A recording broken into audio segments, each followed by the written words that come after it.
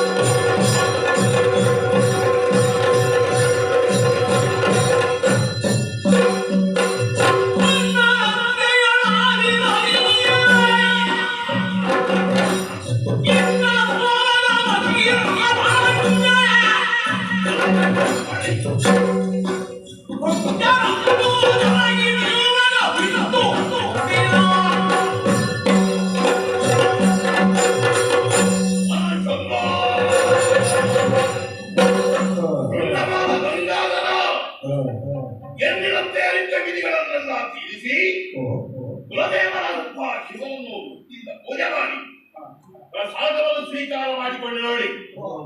ಆಮೇಲೆ ಪಾತಾಳ ಲಂಕೆಯ ತುಂಬಿದ ಸಭೆ, ಎತ್ತರವಾಗಿರುವಂತಹ ಪೀಠ, ಖಚಿತವಾದಂತಹ ಪೀಠದಲ್ಲಿ ಏಳುವ ಕ್ಷೇತ್ರದಲ್ಲಿ ನಮ್ಮ ಮೂಲ ಏಕೋಶವನ್ನು ಹಾಕುತ್ತಾ ಇದ್ದಾರೆ ನೋಡಿ. ನಮ್ಮವರಿಗೆ ಜಯವಾಗಲಿ, ನಮ್ಮೊಡೆಯ ಮಹಿಳಾವರನಿಗೆ ಜಯವಾಗಲಿ ಕೇಳುವಾಗ ಬಹಳ ಆನಂದವಾಗುತ್ತಾ ಇದೆ ನೋಡಿ. ಅಯ್ಯ, ನಾವು ಈವರೆಗೂ ಬಂದಿರು ಒಬ್ಬ ಹೀರಾವಣ ಮತ್ತೊಬ್ಬ ಮಹಿರಾವಣ. ನನ್ನ ಹೀರಾವಣ ಅಲ್ಲಿಲ್ಲ, ಬೇರೆ ಕಡೆಯಲ್ಲಿದ್ದ. ಪಾತಾಳ ಲಂಕೆಯಲ್ಲಿ ನಾನು ಆಧಿಪತ್ಯವನ್ನು ಮಾಡಿಕೊಂಡಿದ್ದೇನೆ. ಮಹಿರಾವಣ ನಳದಿಂದ ಮಹರ್ಷಿಗಳ ಪುತ್ರರನ್ನ ಆ ತಪಸ್ವಿಗಳ ಮಕ್ಕಳಾದಂತಹ ನಾವು ಯೋಗ್ಯತೆಯನ್ನು ಸಾಮಾನ್ಯರನ್ನು ನೋಡಿ, ನಮ್ಮ ಯೋಗ್ಯತೆ ಅಂದ್ರೆ ಒಂದಲ್ಲ ಎರಡಲ್ಲ, ಹೇಳುವುದಕ್ಕೆ ಹೋದರೆ ಬಹಳ ಎಷ್ಟು ಉದ್ದ ಅಂತ ಹೇಳುವುದಕ್ಕಾಗಲಿಲ್ಲ. ಹಾಗಾಗಿ ನಿಜವಾಗಿಯೇ ಹೇಳ್ತೇನೆ, ಈ ಪಾತಾಳ ಲಂಕೆಯಲ್ಲಿ ನನ್ನ ಆಧಿಪತ್ಯದಿಂದಾಗಿ ಎಲ್ಲರೂ ನೆಮ್ಮದಿಯ ಬದುಕನ್ನು ಕಾಣುತ್ತಾ ಇದ್ದಾರೆ. ಗೋಲಗರ್ತನಾಗಿ ಕುಳಿತೆ ಆ ಹೊತ್ತಿನಲ್ಲಿ ಯಾರೋ ನನ್ನನ್ನು ಕಳೆದ ಹಾಗಾಯ್ತಲ್ಲ, ಯಾರು ಸರಿಯಾದ ಹೆಸರನ್ನು ನಾವು ಸ್ವರವನ್ನು ಆಲಿಸಿದರೆ ನಮ್ಮವ ನಮ್ಮವ ನನ್ನ ಆತ್ಮ ಮಿತ್ರ ಹೌದಯ್ಯ ರಾವಣೇಶ್ವರ ಕನಕಲಕ್ಕಿಯಾದರೆ ನೋಡಿ. ಅವ ಯಾಕಾಗಿ ನನ್ನವರಿಗೆ ಮಾಡಿಕೊಂಡ? ಏನಾಗಿರಬಹುದು? 14 ಲೋಕಗಳು ರೈತಿರುವಂತಹ ಆತನಿಗೆ ಈ ರೀತಿಯಾದಂತಹ ಒಂದು ನನ್ನನ್ನು ಕರೆಯುವ ಆ ಕಾಲವನ್ನು ತೋರಿಸಿದೆ. ನೀನೂ ಅವನಿಗೂ ಮಿತ್ರತ್ವ ಹೇಗೆ ಅಂತ ನೀವು ಹೇಳಬಹುದು. ಇದೆ ಒಂದೇ ಗುರುಗಳ ಬಳಿಯಲ್ಲಿ ನಾವು ವಿದ್ಯೆಯನ್ನು ಕಲಿತವರು. ರಾವಣ, ಆಮೇಲೆ ನಾನು ಮಹಿರಾವಣ, ಆಮೇಲೆ ವಿಭೀಷಣ, ಆಮೇಲೆ ಕುಂಭಕರ್ಣ, ಮೂವರು ಜೊತೆಯಾಗಿ ನಾಲ್ವರು ಜೊತೆಯಾಗಿ ಗುರುಗಳ ಬಳಿಯಲ್ಲಿ ಸಹಪಾಠಿಯಾಗಿ ನಡೆದವರು. ವಿದ್ಯೆಯನ್ನು ಕಲಿತು ವಿದ್ಯೆ ಮುಗಿದ ಮೇಲೆ ನಮ್ಮ ಪುರವನ್ನು ಸೇರುವಾಗ ನಾವು ಮಿತ್ರತ್ವವನ್ನು ಮಾಡಿಕೊಂಡದ್ದು. ಮಿತ್ರ ರಾವಣೇಶ್ವರ, ನೀನು ನನಗೆ ಮಿತ್ರ, ನಾನು ನಿನಗೆ ಮಿತ್ರ, ತುಲ್ಯಹಾರಿ ಮಿತ್ರತ್ವವನ್ನು ಹೊಂದಿದವರ ನಿಮ್ಮನ್ನು ಕೇಳ್ತೇನೆ. ಈ ತುಲ್ಯಹಾರಿ ಮಿತ್ರತ್ವವನ್ನು ಏನು ತಗೊಂಡು ನನಗೆ ಗೊತ್ತೇ ಇಲ್ವ? ನಿಮಗೆ ನಾನೇ ಹೇಳ್ತೇನೆ, ನಿನ್ನ ಕಷ್ಟಕ್ಕೆ ನಾನಾಗುತ್ತೇನೆ, ನನ್ನ ಕಷ್ಟಕ್ಕೆ ನೀನಾಗುವುದು. ನಿನಗೆ ನಾನು, ನನಗೆ ನೀನು. ಈ ಹೊತ್ತಿನಲ್ಲಿ ಅವ ಕಲಿತಾ ಇದ್ದಾನಂತಾದ್ರೆ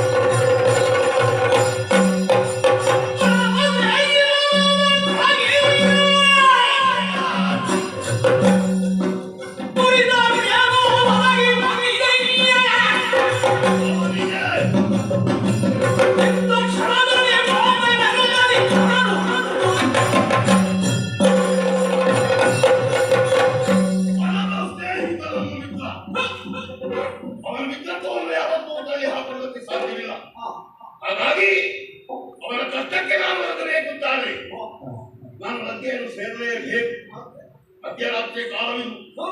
ಈ ಮಧ್ಯರಾತ್ರಿಯ ಕಾಲದಲ್ಲಿ ನಮ್ಮನ್ನು ಮನವರಿಕೆ ಮಾಡಿಕೊಳ್ಳುವುದಕ್ಕೆ ಯಾರಿಂದಲೂ ಸಾಧ್ಯವಿಲ್ಲ.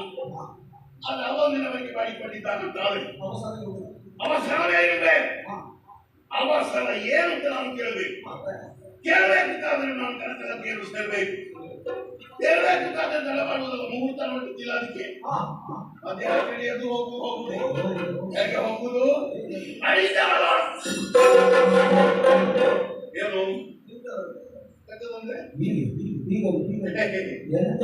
ನಾವು ಹೋಗುವ ಆ ದಾರಿ ನಿಮಗೆಲ್ಲ ಬೇಡ, ಗೊತ್ತಾಯ್ತಲ್ಲ?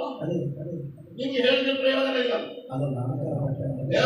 ಲಂಕಾಪಟ್ಟಣ ಸೇರು, ಅದಿಯಲ್ಲಿ ಉಂಟು ಇದೆಯಲ್ಲಿ ಉಂಟು ಕೇಳುವುದಲ್ಲ. ಅಯ್ಯ, ಕಷ್ಟ ಇಲ್ಲ, ನಮಗೆಲ್ಲ ಅದು ಬಹಳ ಸುಲಭ. ಒಂದು ವೇಳೆ ರಹಸ್ಯ ದಾರಿಯನ್ನು ನಾವು ನಿಮ್ಮಲ್ಲಿ ಹೇಳಿದ್ದೇವೆ, ನಿಮ್ಮ ಮತ್ತೊಬ್ಬರಿಗೆ ಹೇಳಿದ್ರೆ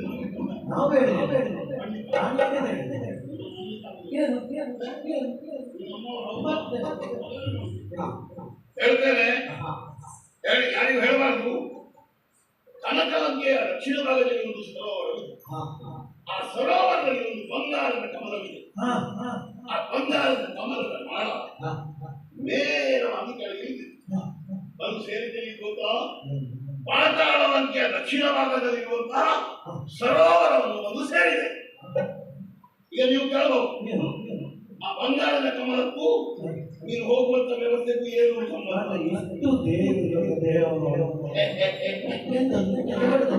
ನನ್ನ ಸಂಗತಿ ಗೊತ್ತಿಲ್ಲ ನಿಮಗೆ. ನಾವು ಏನ್ ಬೇಕಾದ್ರೂ ಮಾಡಿ ಏನಕ್ಕೇನು ಮಾಡಿ ಹೌದಯ್ಯ. ಆ ನಾಳವೇ ನಮಗೆ ಹೋಗಿ ಬರುವುದಕ್ಕೆ ದ್ವಾರ, ಉತ್ತಮವಾದಂತಹ ದ್ವಾರ. ಆ ದ್ವಾರದಲ್ಲಿ ನಾನು ಹೋಗುವುದಕ್ಕೆ ಏನು ಸಂಶಯ ಅಲ್ವಾ? ನಾವು ಅನಿಮಾದಿ ಅಷ್ಟಸ್ಥಿತಿಗಳಲ್ಲವರು ನಾಮರೂಪಿಗಳು ಸೂಕ್ಷ್ಮ ರೂಪವನ್ನು ಧರಿಸಿ ನೋಡುವ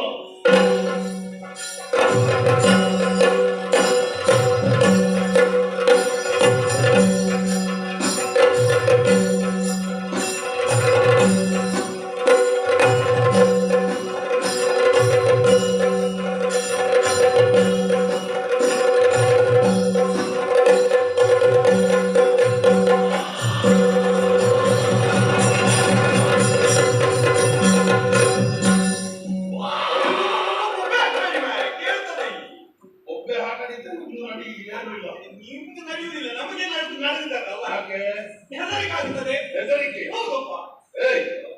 ಹಾಗಾದ್ರೆ ನೀವು ನಾನು ನೋಡಿರ್ಬಹುದು.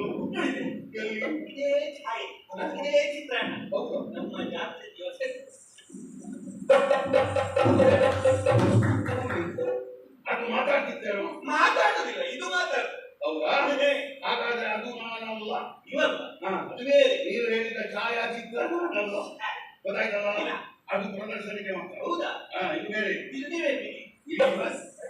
ಇಲ್ಲಿ ಅಂದ್ರೆ ಬರ್ಬೇಕಾಯ್ತು, ಹಾಗಾಗಿ ಬಂದಿದ್ದೇನೆ. ನೀನ್ಯಾರು? ನಾವಿಲ್ಲಿಯ ಸಂದೇಶಕರ. ಬಂದವರನ್ನು ವಿಚಾರಣೆ ಮಾಡುವುದು. ಹೋಗಿ ನಿಮ್ಮ ಮನೆಗೆ ಹೇಳು. ಖಂಡಿತ ಹೇಳ್ತೀಯಲ್ಲ? ಆಮೇಲೆ ಒಂದು ಕೆಲಸ ಮಾಡ್ತೀಯ, ನಾನು ಬಂದಿದ್ದೇನೆ ಅಂತ ಹೇಳ್ತೀಯ. ಹೋಗು. ಇದು ನಾನು ಬಂದಿದ್ದೇನೆ. ಓಹೋ, ನೀನು ಬರುವುದರಲ್ಲಿ ವಿಶೇಷತೆ ಆಗಿದೆ. ನೀನು ಬರುವುದರಲ್ಲಿ ವಿಶೇಷತೆ ಏನದು? ಉತ್ತರ ನೀನು ಹೇಳಿದ್ದು ಸರಿಯಾಗಿಲ್ಲ, ಅವನಿಗೆಲ್ಲ ಅರ್ಥ ಆಗಲಿಲ್ಲ. ನೀನಲ್ಲ, ನಾನು ಏನು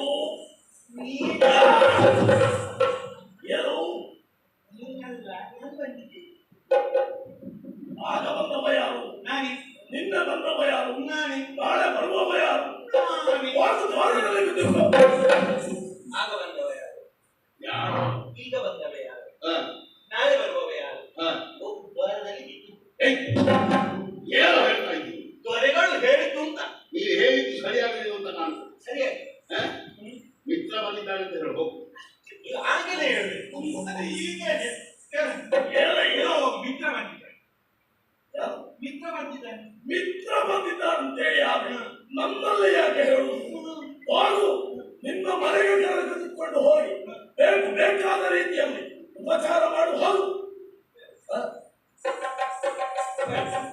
ಬಂದದ್ದು ಒಳ್ಳೆಯದಾಯ್ತು.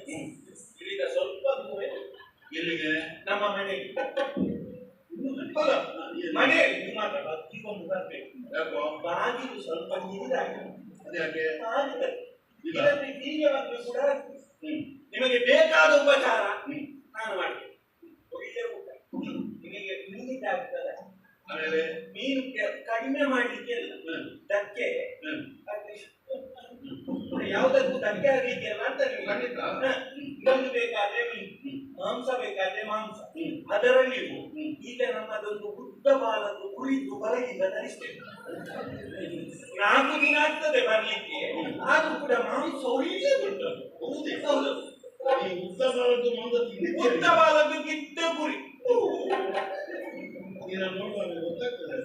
ಬೇಕಾದದ್ದು ತೆಗೆಯುವುದಕ್ಕೆ ಕುಡಿಯುವುದಕ್ಕೆ ನಾನು ವ್ಯವಸ್ಥೆ ಮಾಡ್ತೇನೆ. ನಿನ್ನ ಮನೆಯಲ್ಲಿ ಆತಿಥ್ಯ ಸ್ವೀಕಾರ ಮಾಡುವುದಕ್ಕೆ ಬಂದವಂತ ಭಾವಿಸಿದ್ಯಾ? ನಮ್ಮ ದೇವರು ಹೇಳಿದ್ದು ಗೋಮಿತ್ರ ಬಂದರೆ ಅವರ ನಿನ್ನ ಮಿತ್ರ ಅಂತ ಭಾವಿಸಿದ್ದು. ಅವನ ಮಿತ್ರ ನಾನು. ನೀನು ಹೇಳಿದ್ದು ಸರಿಯಾಗಲಿಲ್ಲ. ಪಾತಾಳದಿಂದ ಬಂದವಂತ ಹೇಳು. ಪಾತಾಳದಿಂದ ಬಂದವನಂತೆ. ಪಾತಾಳದಿಂದ ಬಂದವ ಭೂತಳ ಬಿಡುವ ಹಾಗಿಲ್ಲ. ಬುದ್ಧಿಗೆ ಕೈ ಹಾಕಿ ಪಾತಾಳದಿಂದ ಭೂತ ಇಳಿಲಿಕ್ಕೆಲ್ಲ ಏನೋ ಸೆರಗಿಗೆ ಕೈ ಹಾಕ್ತೀನೋ ಅವ ಹೇಳಿದ. ನೀನು ಹೇಳಿದ್ದು ಸರಿಯಾಗಿಲ್ಲಲ್ಲ. ಪಾತಾಳದಿಂದ ಮೈಲಾಳ ಬಂದಿದ್ದಾನೆ ಅಂತ ಹೇಳು. ಏನಯ್ಯ ಮೈರಣ್ಣ ಬಂದದ್ದು. ಯಾವ ಮೈರಲ್ಲ? ಇನ್ನೊಂದು ಪ್ರಯಾಸ ಪಾಟಾಳಿ ಮೈರಣ್ಣ ಬರಲೇಬೇಕು. ಎಣ್ಣೆಯ ಲೆಕ್ಕಾಚಾರ ಪಾಟಾಳಿ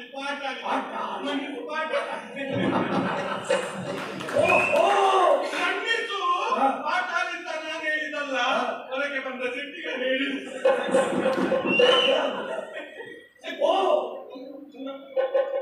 ಎಣ್ಣೆಯ ಲೆಕ್ಕಾಚಾರ ನಿನ್ನೆ ಎಷ್ಟು ಹಾಕಿದ್ದಾರೆ, ಇವತ್ತು ಎಷ್ಟು ಹಾಕ್ತಾರೆ, ನಾಳೆ ಎಷ್ಟು ಹಾಕ್ತಾರೆ ಎಲ್ಲ ಲೆಕ್ಕಾಚಾರ ಸರಿಯಾಗಿ ನೋಡಿ ಉತ್ತ ಮಾಡಿ ಬಿಡು. ಯಾರು ಪಾಟಾಳಿ? ಅವಾದ್ರೆ ಪಾಟಾಳಿ ನಾಳೆ ಏನಾಗಿದೆ? ಶಕ್ತಿಗಾರ ನಿಮ್ಮದು ಎಣ್ಣೆದು ಲೆಕ್ಕ ಎಷ್ಟುಂಟು? ಗಾಣ ಲೆಕ್ಕಿಲ್ವ ಇನ್ನು? ನಿಂತಿದೆ ಈಗ ಲೆಕ್ಕಕ್ಕೆ ಬಂದದ್ದು ಏನು ಹೇಳಿದ್ರು. ಎಣ್ಣೆದು ಲೆಕ್ಕ ಏನಿದ್ರು ಕೊಟ್ಟು ಕಳಿಸು. ಏನು ಲೆಕ್ಕ? ಇದು ಮೈರಣ್ಣ ಬಂದದ್ದು ಎಣ್ಣೆದು ಲೆಕ್ಕ ನೀನು ಮಾಡುದ ಕಳಿಸ್ತೀಯಾ? ನೀನು ಹೇಳುವುದು ಸರಿಯಾಗುವುದು ಅವನಿಗೆ ಅರ್ಥವೇ ಆಗುವುದು. ಒಂದೊಂದಾಗಿ ಹೇಳ್ಬೇಕು. ನಾನು ನಿನ್ನ ಮಿತ್ರ ಪಾತಾಳದಿಂದ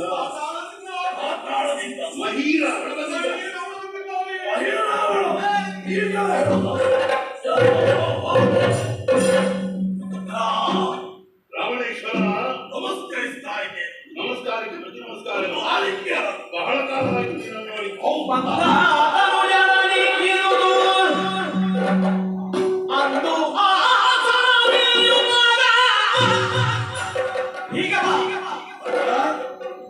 ಮಂದಿಗೂ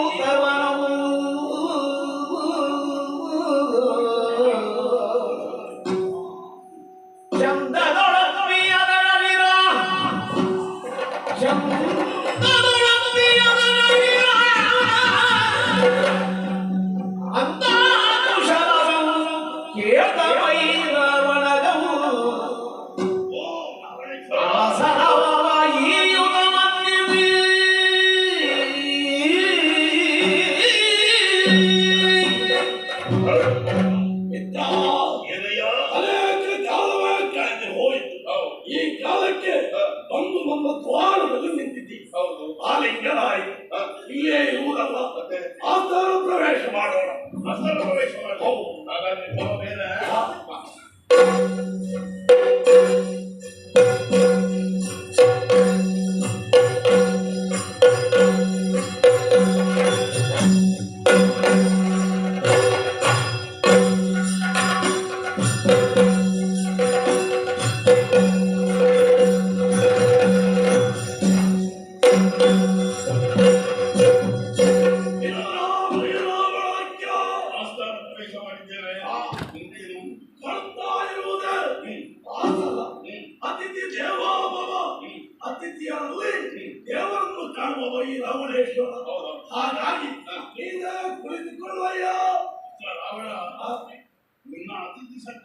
ನನಗೆ ಚೆನ್ನಾಗಿ ಗೊತ್ತು.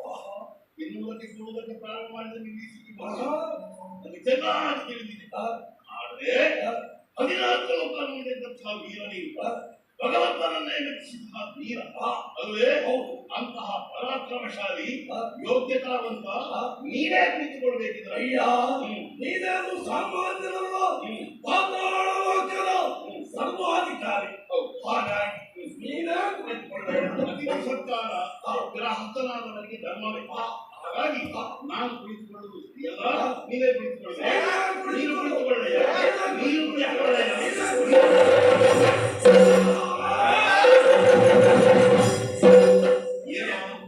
ಅಲ್ಲ, ನೀವು ಇಬ್ಬರು ಜಗಳ ಮಾಡಿದ್ದೆ ಯಾಕೆ ಸುಮ್ಮನೆ? ಆರಾದ್ರೂ ಯಾರು ಕುತ್ಕೊಳ್ಳುವುದಿಲ್ಲ ಅಂತ ಹೇಳಿದ್ರೆ ಅದಕ್ಕೆ ಇಬ್ಬರ ಜಗಳ ಮೂರನೇ ಒಂದೇ ಲಾಭ.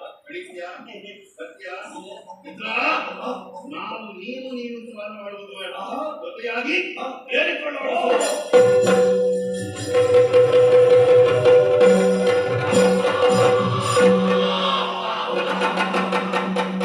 ಭಕ್ತಾಭಿಮಾನಿಗಳಲ್ಲಿ ವಿಜ್ಞಾಪನೆ. ಜೋಡು ದೈವಗಳು ಪೀಠಾರೋಹಣವಾಗಿದೆ. ಹರಕೆ ಸಲ್ಲಿಸುವಂತಹ ಭಕ್ತಾಭಿಮಾನಿಗಳು ಸರದಿಯ ಸಾಲಿನಲ್ಲಿ ಬಂದು ಸಿರಿಮೂಡಿಗಂಧ ಪ್ರಸಾದವನ್ನು ಸ್ವೀಕರಿಸಬೇಕಾಗಿ ವಿಜ್ಞಾಪನೆ.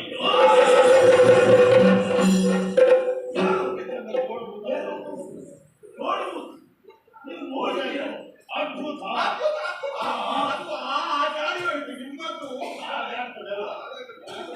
ಜಾಗ್ರತೆ ಮಾಡು.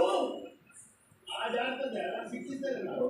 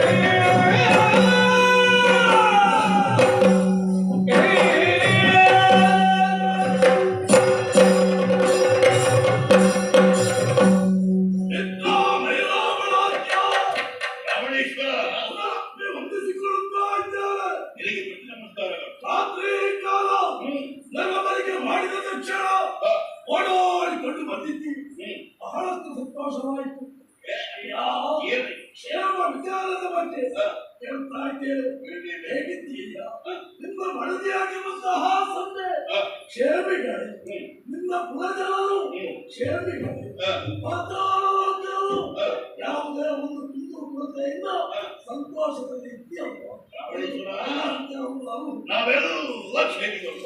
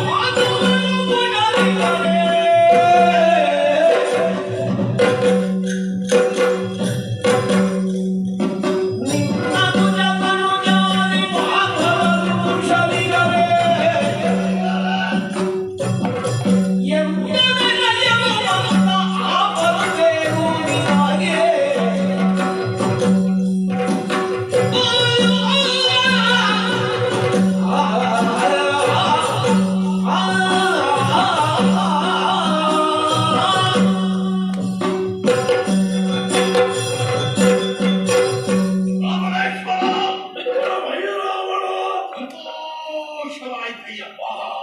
14 ಲೋಕದಧಿಪತಿ ನಾನು ನಿಮ್ಮ ಯೋಗ್ಯತೆಯನ್ನು ಈ ರೀತಿಯಾಗಿ ತೋರಿಸ್ತಾ ಇದ್ದ ಅತಿಥಿಯಾಗಿ ಬಂದವರಾದ ಪ್ರೀತಿಯಿಂದ ಬರಮಾಡಿಸಿಕೊಂಡಿದ್ದು ಯೋಗ್ಯ ಉಪಚಾರವನ್ನು ಮಾಡಿದೆ. ಅದನ್ನೆಲ್ಲ ಕಂಡಾಕ್ಷಣ ಮನಸ್ಸು ತುಂಬಿರುವಂತಯ್ಯ. ಅದು ಮಾತ್ರವಲ್ಲ, ನನ್ನ ಪಾತಾಳಕ್ಕೆ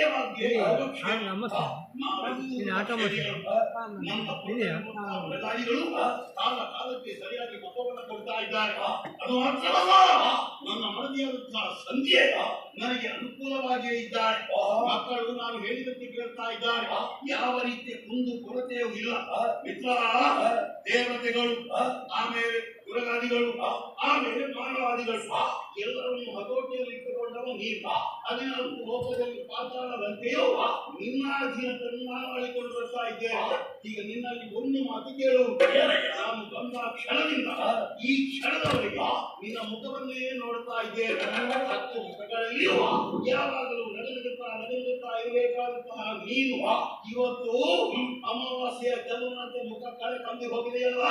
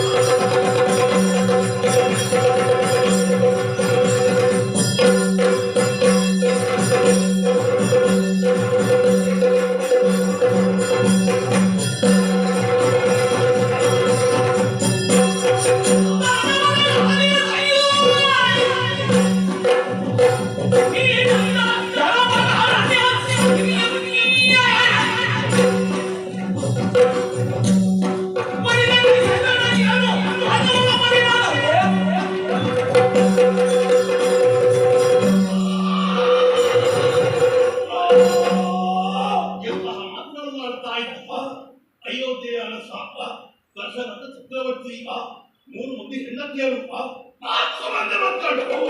ಅದೇ ಎಲ್ಲಿಗೋ ಹೋಗ್ತಾ ಇದ್ದಂತೆ ನಾನು ಯೋಚನೆ ಮಾಡಿ ಬಂದು ನಿನ್ನ ಬುಡಕ್ಕೆ ಬಂದು ಹೋಯ್ತು. ಹೌದು, ಎಲ್ಲಿ ಜನಸ್ಥಾನದಲ್ಲಿ ಗಂಡನ್ನು ಕಳ್ಕೊಂಡಂತಹ ದುಃಖವನ್ನು ಕಳೆಯುವುದಕ್ಕಾಗಿ ಲಕ್ಷ್ಮಣ ನೇಮಾತ ಕಿವಿಮೂಗುಗಳನ್ನು ಹಿಂದೆ ಶೂರ್ಪಣಕ್ಕೆ ಎಲ್ಲಿಗೆ ಹೋದರು. ಅವರ ರಕ್ಷಣೆಗಿದ್ದಂತಹ ದೂಷಣರು ಅವರೇನು ಮಾಡಿದ್ರು ಹೇಳು.